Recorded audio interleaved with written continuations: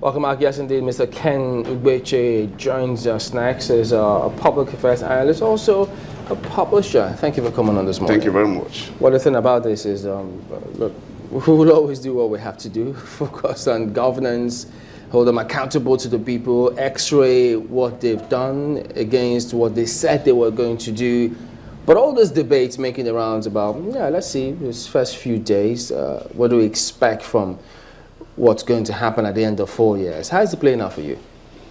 Well, I think people are making the right noise, if you ask me, and they're asking the right questions too. Because in a democracy, if you muzzle the mouth of the people, then that's tyranny. And remember that also that in the run-up to the election, there were campaign promises. People went around the country, the presidential candidates went around and made promises. And these things were captured by the media. And on account of those promises, people are saying, oh, you have stayed there for 3 months plus, but we've not seen this, and we've not seen that. And then what we are seeing also is not reflective of what we thought would be. For instance, in the area of appointment, you know, the president was voted on the strength of his character.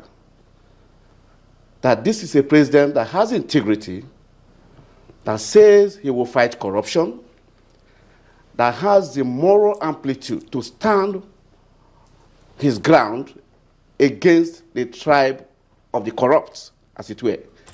And given that, Nigerians were happy when he won and was sworn in. And they expected certain things to keep happening. In the area of corruption, especially corruption, because that has eaten deep into our fabric. You know, when people talk about corruption, our mindset is fiscal corruption, people that stole money. But there are different types of corruption. Nepotism is an act of corruption. When you favor a particular person because you have a filial bond with the person against the other party, even when the other party is qualified, that's nepotism. So what we have seen in the trend of appointments is a clear case of nepotism, which is another form of corruption. When the president makes an appointment and appoints people from a particular part of the country, where he is from, and neglect the other persons, and he cannot tell me, as a president, that these other people are not eminently qualified. You cannot also tell me, as a president, that you cannot trust people from outside your cocoon. If you cannot trust people outside your ethnic group, outside your kindred, then there must be something wrong with you in human relations. Did anybody say that they couldn't trust them? No, no. One of the reasons they gave that we should allow the president to appoint those he could trust, those he could work with. That the appointment is making now more or less members of the kitchen cabinet, as it were. And in appointing members of the kitchen cabinet, politically, you are supposed to appoint those you can trust. Those either you've known them, you can bank on them, count on them, but and trust them. Their spokespersons have said, look, there's several appointments to be made. And so, not to worry, all of these challenges will be addressed in due time. What are the appointments they are waiting for? Ministerial appointments. Constitutionally, every state must produce a minister. So, I mean, if in a course of appointing ministers, you now appoint from south, east, south, south, southwest, you have not done anything outside what the Constitution says you should do.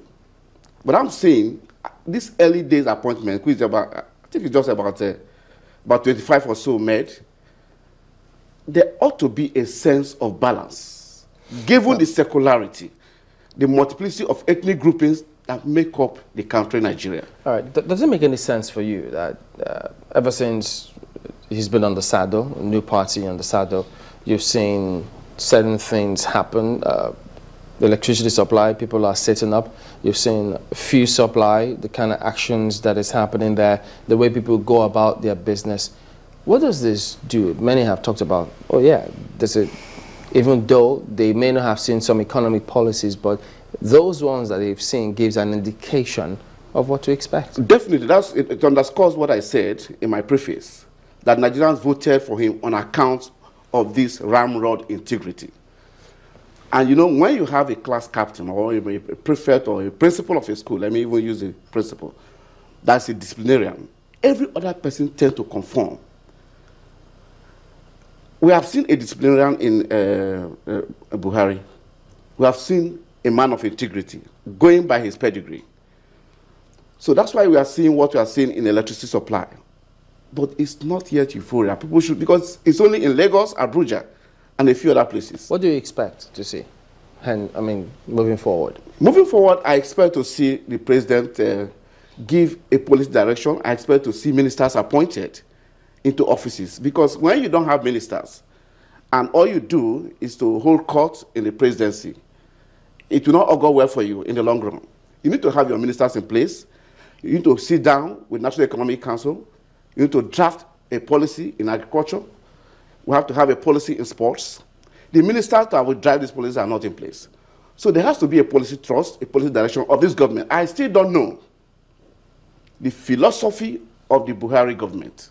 So in terms of policy directions. The permanent secretaries now who are filling the gap at the moment, even attending to different programs from health, agriculture, even sports.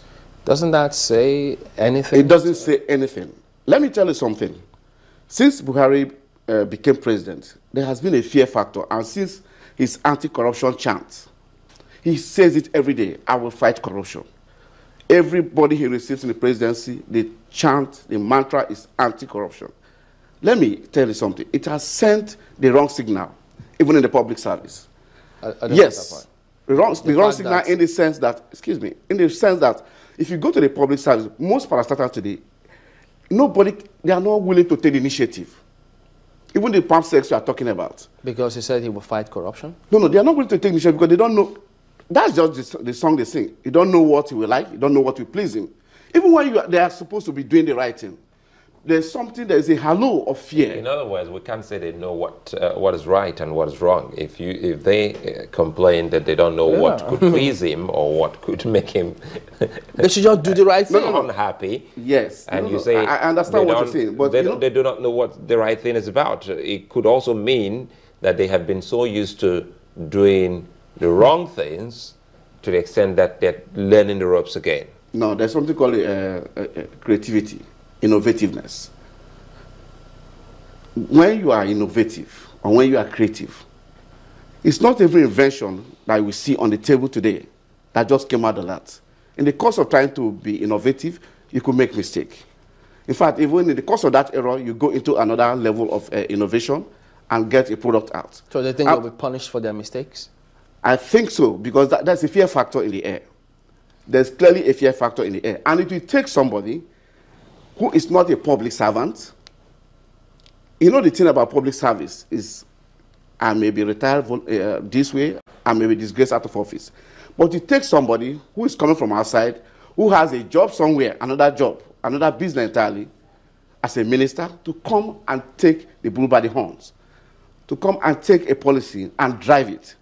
We have seen it. We saw it in the former Minister of Agriculture, who is now with ADB.